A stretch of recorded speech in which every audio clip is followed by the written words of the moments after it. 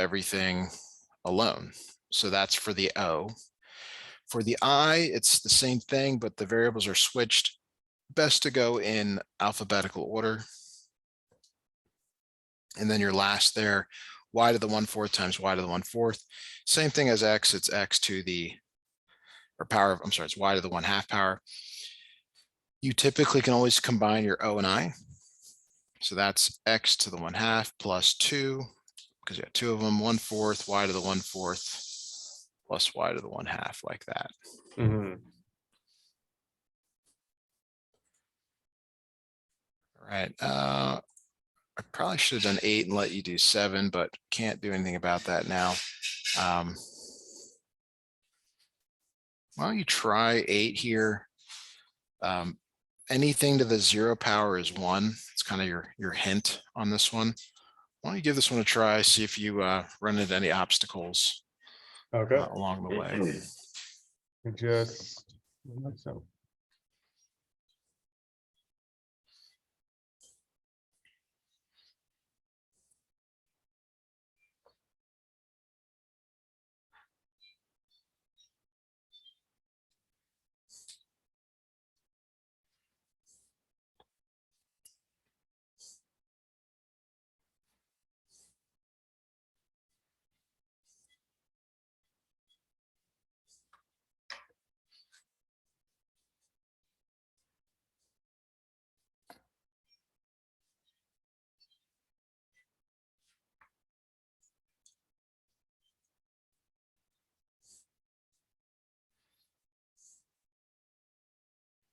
Actually, I just realized the hint I gave you is useless.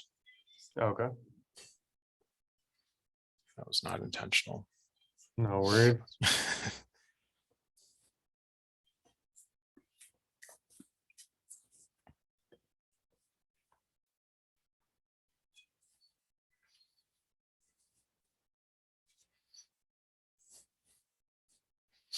Okay. How much that is?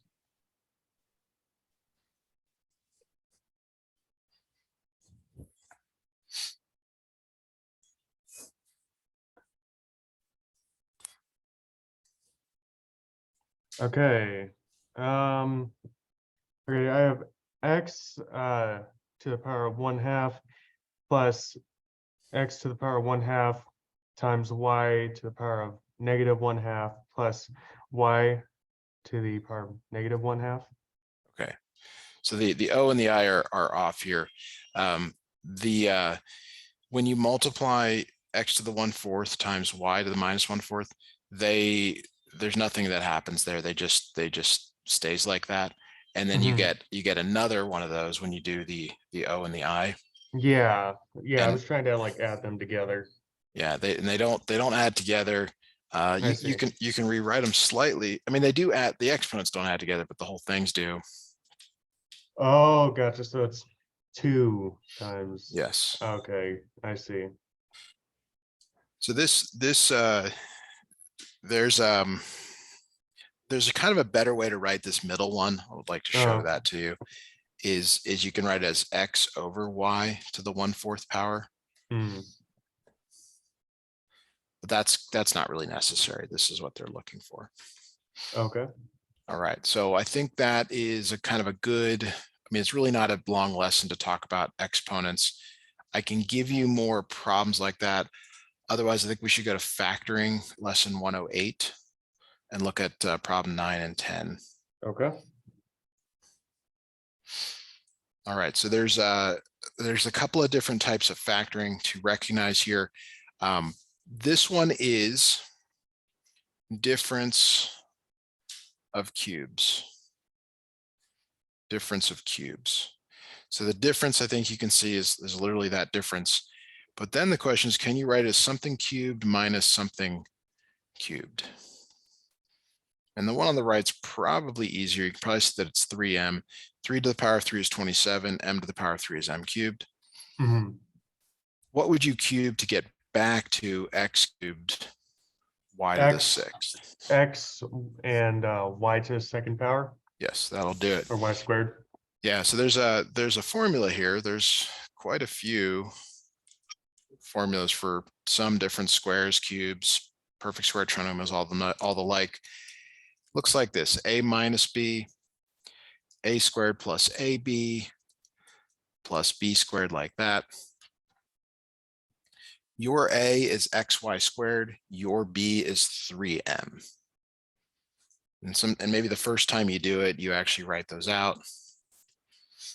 And then you just follow this progression here. So doesn't look great. Like it's not like it's gonna, all of a sudden make something really nice, but this is the proceeding. Now a squared, you can wait to square it, or you can square it as you go. A times b, you're multiplying xy squared times 3m, and then plus b squared, kind of, again, you can square or wait to square it later. Hopefully that's legible. That's 3m there. And then you really do have to kind of make that final little thing here where simplification, where you actually do square everything. So it's x squared y to the fourth plus 3m xy squared plus 9m squared. They're looking for that kind of,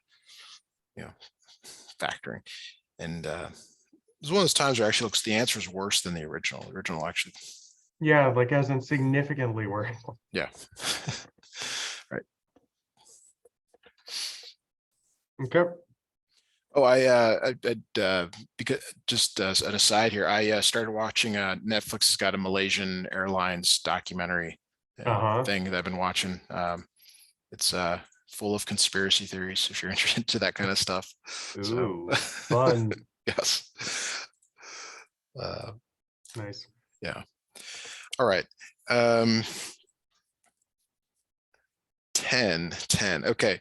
So there's, unlike squares, with cubes, there's both a sum of cubes and a difference of cubes. The previous one was a difference of cubes. This is a sum of cubes.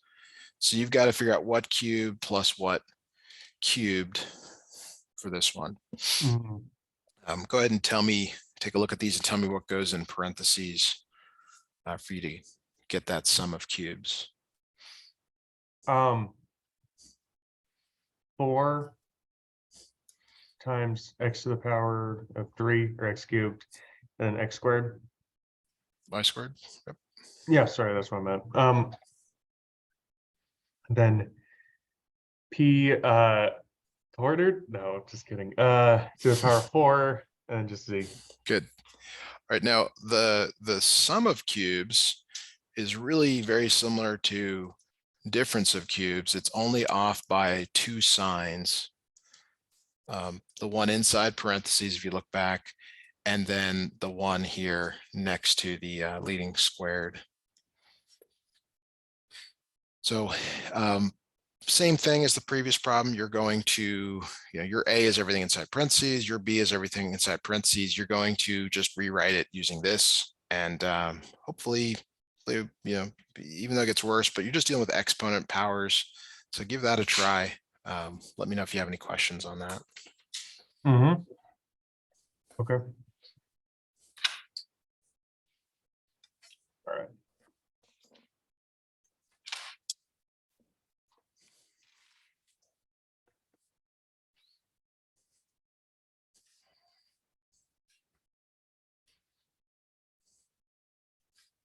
Let's see.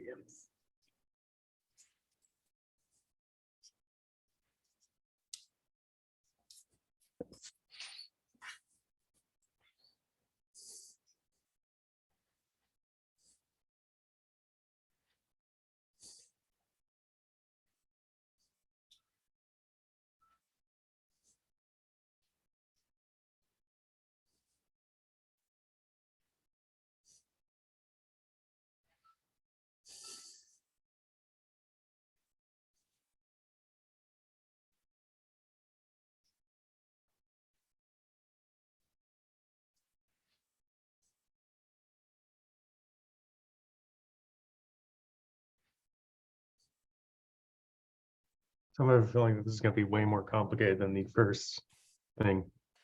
It's a little worse, but yeah, I mean, I can check as you go if you want, or just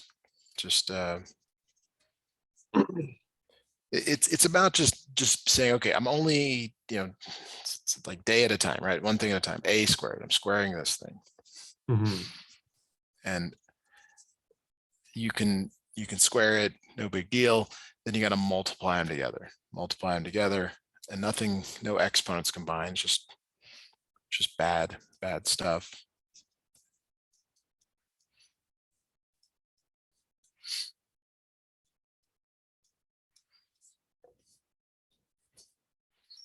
Okay. Um,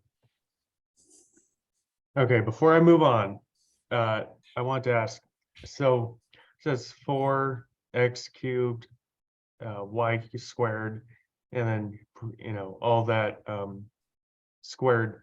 Is that going to be x to the power of 6 or 9? Yes, 6, because you're squaring it, you're multiplying. Gotcha, that's right. So the exponent to an exponent Mhm. is always multiplication. Okay, now time to, okay. All right, so what I got is 4x cubed y squared plus p to the power of 4z, that's all in parentheses. And next part is all in parentheses. 16x to the power of 6, y to the power of 4 minus 4x cubed y squared p to the power of 4 z plus p to the power of 4 and z. P to the power of 8 c squared. You're squaring that last one as Right, well. right. Sorry. Okay. As a small preference in that middle term, the one you gave is 4x cubed y squared p to the fourth z. You should put it in alphabetical order to be kind of perfect, that A plus student, if you want to be that. All right. So that's like way I'm looking at your assignment here is, we didn't do 108 and 109 lessons.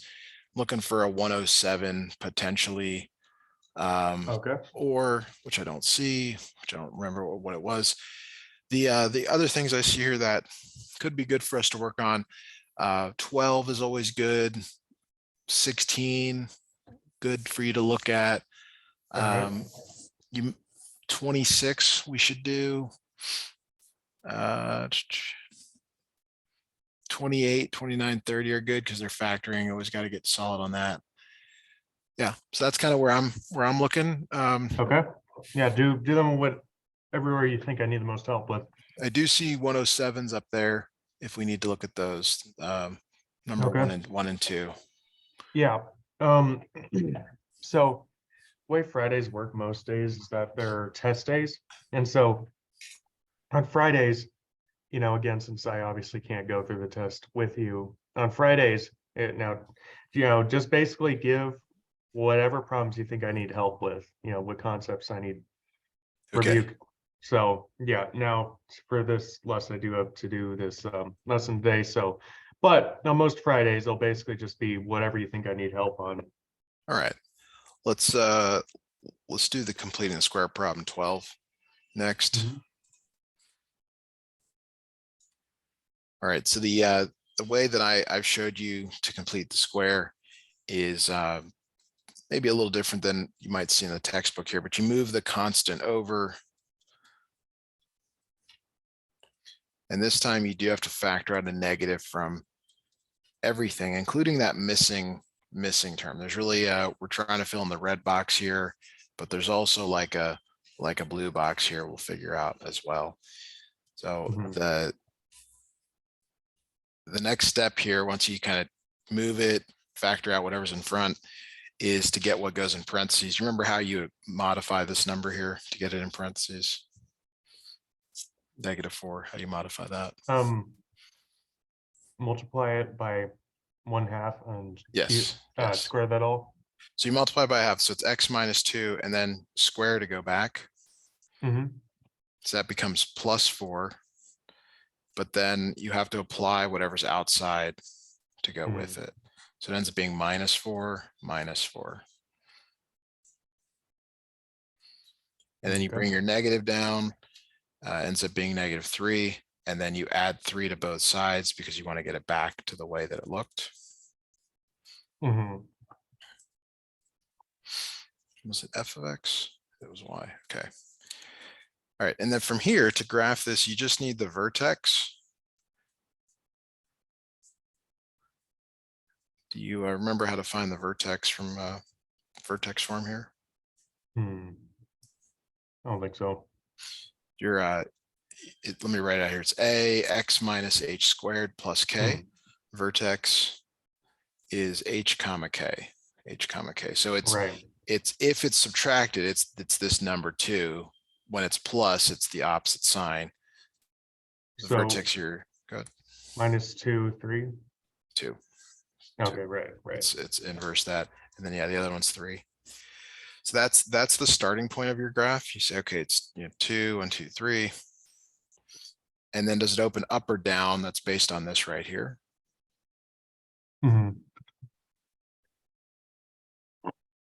Okay.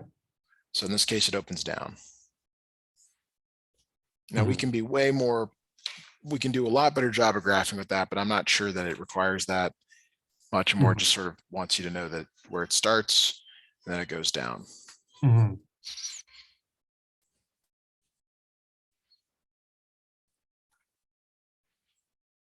right, number 16. All right. So with these systems of equations, we've talked about somehow combining like 1 and equation 2, or 1 and equation 3, and then 2 and equation 3, and some combination thereof will get you down to a better situation. All right.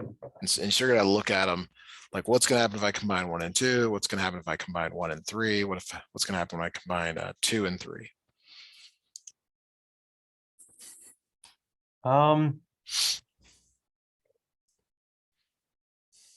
Maybe 1 and 3 is the best. You got to do 2 of them. It's like, Right. okay, I'm gonna do 1 and 2, or I'm gonna do 1 and 3. You got to pick 2 of the 3. And I agree, 1 and 3 is good. And that's because I'm sorry, no, I misspoke there. 1 and 2 are good because the z will cancel. Yeah. We want a variable to cancel. That's the whole point of doing this, is a variable should cancel. Well, then, and 2 and 3 will be good too. Yes. So I want you to add up equations 1 and 2, then add up equations 2 and 3, and tell me what you get down here. Okay.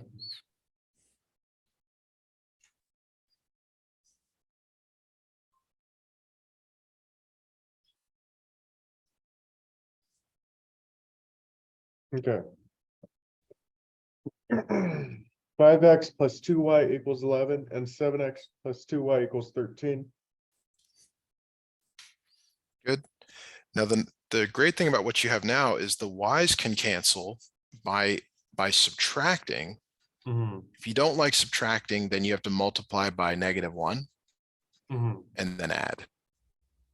So a minus 2x equals -2.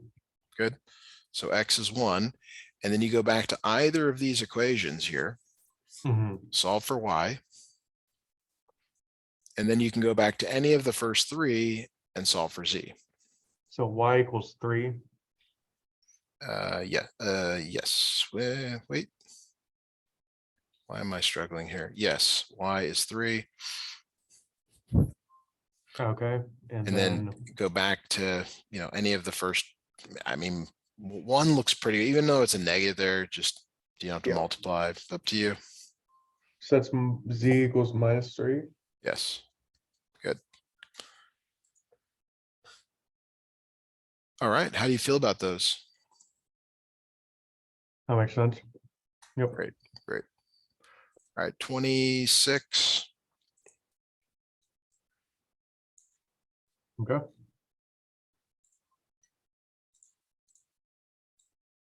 All right, find the resultant of the force vectors shown. So they really should do a better job saying that's force 1 and that's force 2. What we're doing is breaking or resolving. It's called resolving into x and y components. So for example, F1 here, it's going to the right. F1 is 20 to the right. And it doesn't have any part in the y direction. But F2 does. F2 has a part in the y direction and the x direction. It's got a part in the x direction going left and a part in the y direction going up. Okay, so the way you're doing this is through sine and cosine of this. And it's like imagine solving for the x and y component of the triangle using sine, cosine, and tangent. So for example, the cosine of 47 equals the adjacent over f2, which is 15. Mhm. So that means the x component, which is negative, is 15 cosine 47. Ah. And y will be sine Yes. It'll be 47. 15 sine 47. It's positive because it's going up. So the way to do it from here is you calculate both x and y, and then the resultant is the square root of x squared plus y squared. So you're going to need your calculator or your Desmos Scientific. Make sure your mode is in degrees, and you want to get these values. So x, we got 20 minus 15 cosine 47, Okay. and then 15 sine 47. And then your resultant is the square root of x squared plus y squared. Make sure you appropriate rounding. I don't know what's reasonable here, maybe one decimal place, but don't round too soon. Yeah. And then you also need, the last thing you need is the angle. The angle is the arctangent of y over x. Let's see.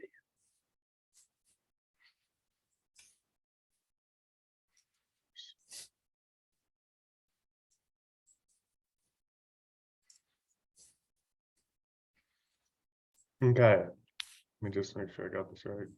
So I've got all the values calculated. If you need, I'd like to check your answers whenever you got them. Is that 9.39? For which one? For R. I got much different values. What'd you get for x? Yeah. We're a long ways off. 9.77. Okay, agreed. How about for y? 10.97. All right, we're in great shape. So the R can't be smaller than these. Okay. Give that one more try. Yeah.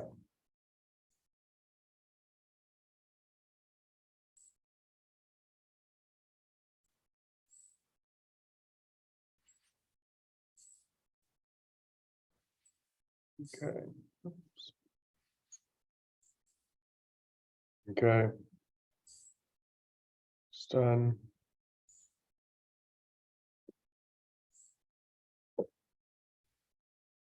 Oh, whoops. R should be about 14.7-ish.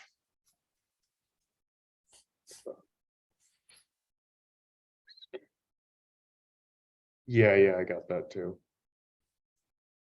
All right, and then the angle, I've got like 48.3 degrees. All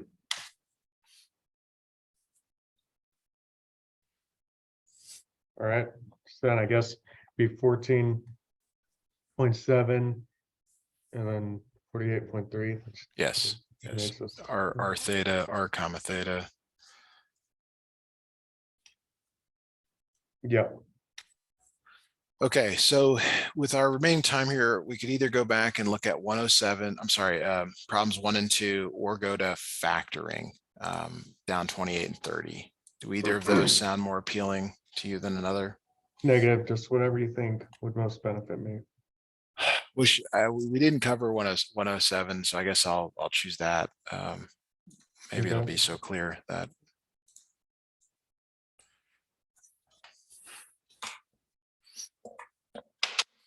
All right, so a 2-digit number has a counting value.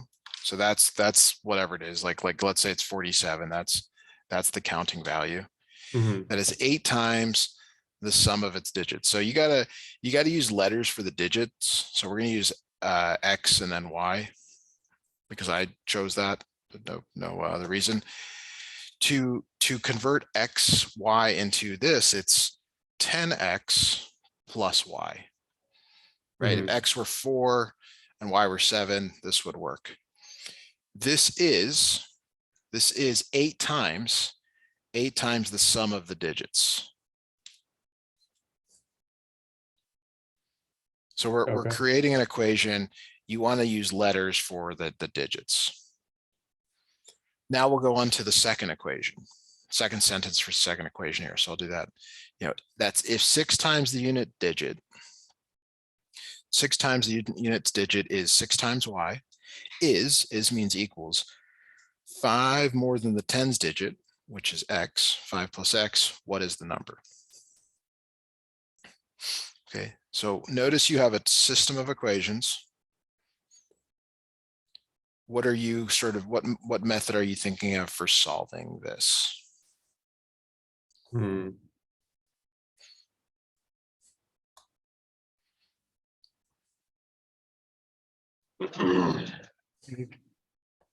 So can you quickly solve for a variable like here? Yeah. You can solve for x pretty easily. X is 6y minus 5, and that can go in here and here. I would recommend doing that. So Okay. let's go 10 times 6y minus 5 plus y equals 8 times 6y minus 5 plus y. Yep. Okay. So I think you can work this out here. Let me know what you come up with for y. All right.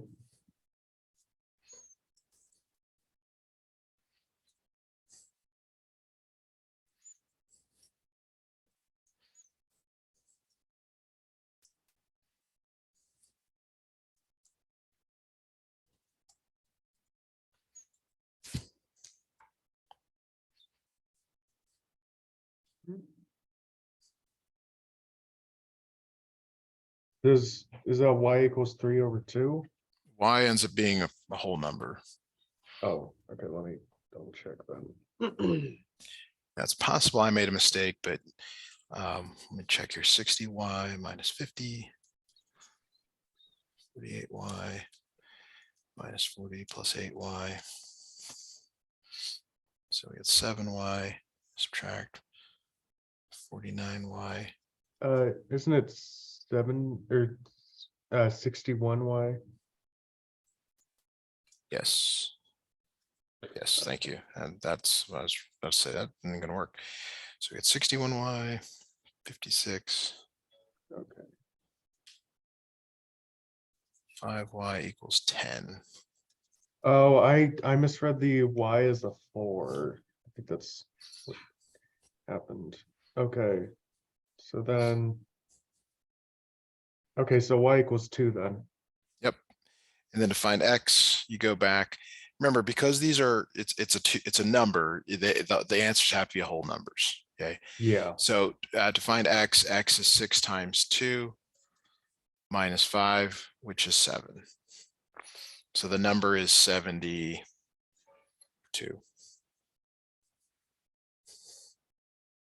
Okay. Very well. All right, so we're gonna look at two. What I'm gonna have you do, we're gonna agree that the number is xy. So x is the tens, y is the ones. I want you to just write the equations. Just write the equations, and then I'll check those, and then we'll solve them based on that. Good.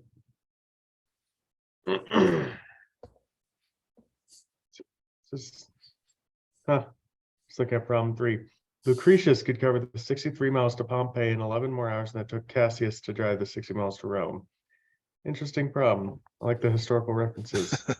Except they weren't were they even aware of what a mile was back then? Well, their mile was just 1,000 steps, which, well, is needless to say, very different than our mile. Yeah. So that's like, I don't know, maybe 3,000 feet for a big man with big steps. Okay. Nice. Okay.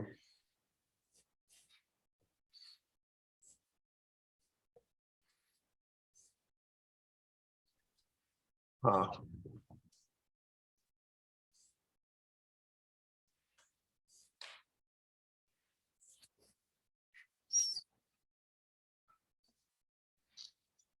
Okay.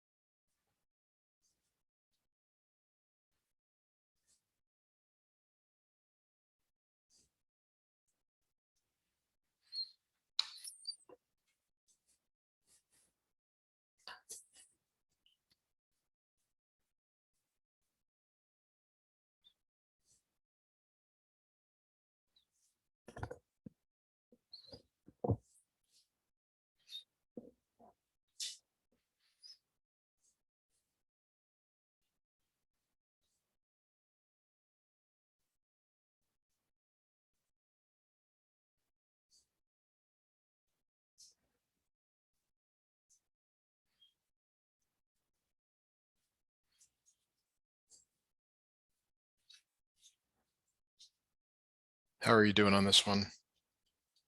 Sorting everything out.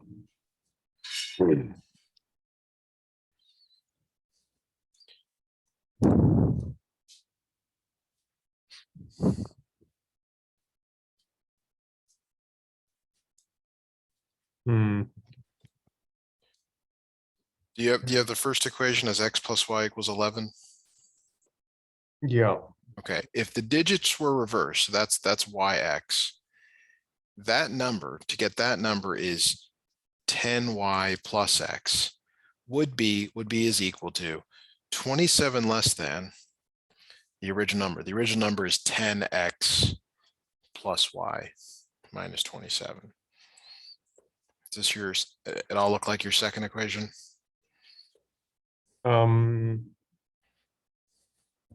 Roughly. I made a couple mistakes. Okay. So the counting number is always, 10 times the one in the tens place, 1 times the one in the ones place. You don't want to try to guess this. It would really just take too long. But now you can solve by substitution. Okay. And I would recommend solving, I guess it actually doesn't matter. You just pick one, solve one, and substitute in the other, and see what you come up with here. I'm going to work out, I'll work it out after I check that this actually Okay. does work out nice. It should.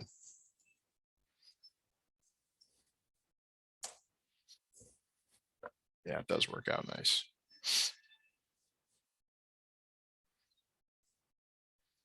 Did you solve for x or y in the first one? Why? Okay. Okay, so all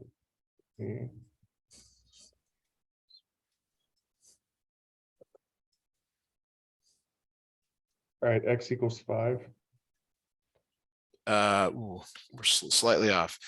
10x plus 11 minus x minus 27. Okay. Yeah, let's see here. Guess we're gonna move everything right. Yeah, x ends up being 7. Oh, But then y equals 4. yes, but definitely want to find that error in here. Okay. Because the really the last thing to do is to actually go back and see if that is true. Like, is 74, that does it out to 11? Okay, that does. And then if they're reversed, 47, is that 27 less than the original number?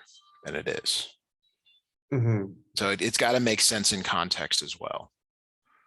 So maybe look over the algebra one more time to see where the mistake would go. All right, so we'd have to stop here for today. Yep.